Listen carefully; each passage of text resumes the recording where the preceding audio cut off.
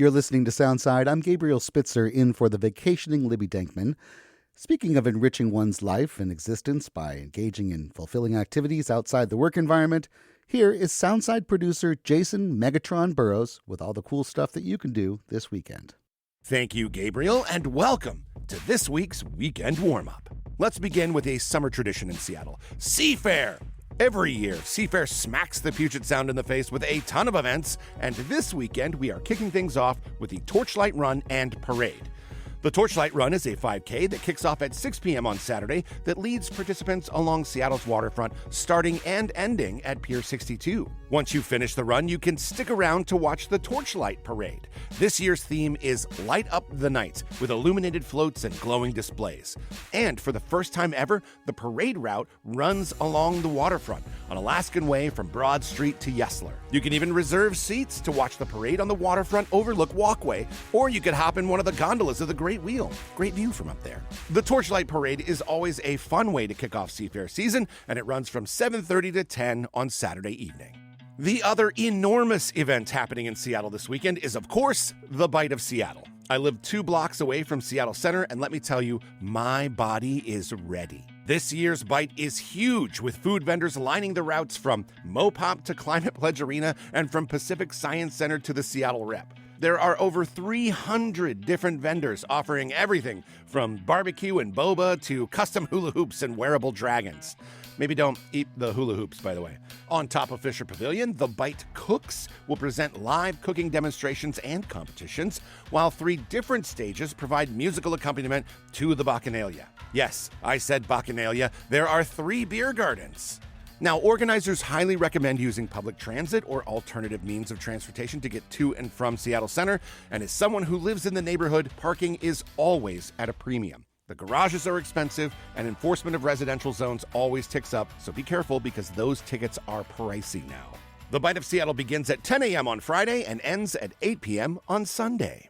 Now, I know what you're thinking. Jason, what about the children? Well, I have just the thing for you. The Children's Film Festival Seattle is currently in progress with a series of workshops and films made for and by kids. This year's festival is a much smaller endeavor than in the past, and they're focusing on inclusivity and storytelling, along with social justice, youth leadership, and community empowerment. It is happening now at the Northwest Film Forum and runs through Sunday. Now, I know what you're thinking. Jason, what about Renton? Well, don't worry, I've got all the details about Renton River Days. It's 3 days of community, culture, and entertainment throughout the city of Renton. And much like I say every week, there are a ton of things happening. There's a drone show on Friday night, a parade on Saturday morning, the Foodie Fest and Summer Bazaar taking place all weekend, an activity zone with obstacle courses, ninja courses, and rides, and 2 things that I think are especially cool: an all-ages chalk art contest, plus a rubber ducky derby that pays out $1,500 if your little yellow buddy is among the winners. Renton River Days begins Friday evening and runs through 5 p.m. on Sunday. Speaking of handmade crafts, which we weren't, the Urban Craft Uprising Summer Show is taking over Hangar 30 at Magnuson Park for 2 days of handmade goodness. You'll find over 130 vendors, all selling handmade goods, including jewelry, housewares, clothing, toys, bath and body products, so much more. I love events like these, and as a guy who's a sucker for handmade candles and handmade cards, I really enjoy seeing all the cool things that people can make. The summer show runs 11 a.m. until 5 p.m. on both Saturday and Sunday out at Magnuson Park. Okay, I am rapidly running out of time, so let's lightning round it. Up north in Linden, on Saturday, there's the Front Street Arts Festival. It looks awesome. In Capitol Hill at the Emerald City Comedy Club, comedian Ron Funches is performing Friday, Saturday, and Sunday, and he is hilarious. But you don't believe in any conspiracy theory? You just think the government's just batting 1,000 and telling us the whole truth? That's a strong stance to take. On the east side, there's the Timber Outdoor Music Festival in Carnation. That goes from Thursday through Sunday at the Tolt McDonald Park. Music and adventure out in the forest next to a river. Need I say more? Out in Enumclaw, it's the 78th annual Scottish Highland Games and Clan Gathering.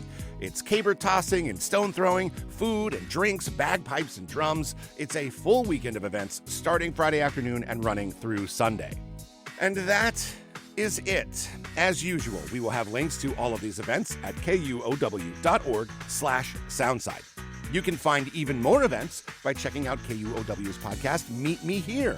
And if you would like to suggest an event for future installments of this segment or for Meet Me Here, we have a brand new email just for this purpose. Hit us up, arts@kuow.org. It goes to all of us working on the weekend warm-up, Meet Me Here, and beyond. That is arts@kuow.org. Arts, plural, ARTS. Thank you so much for listening to Soundside this week. I have been Jason Megatron Burrows, and that's what you could be doing this weekend. Thanks for listening to Soundside. By the way, this show is only possible because listeners support us. If you are able to give right now, check out the show notes for a link to donate. And don't forget, you can listen live on KUOW 94.9 FM Seattle at noon and 8 p.m. Monday through Thursday, or anytime online at kuow.org.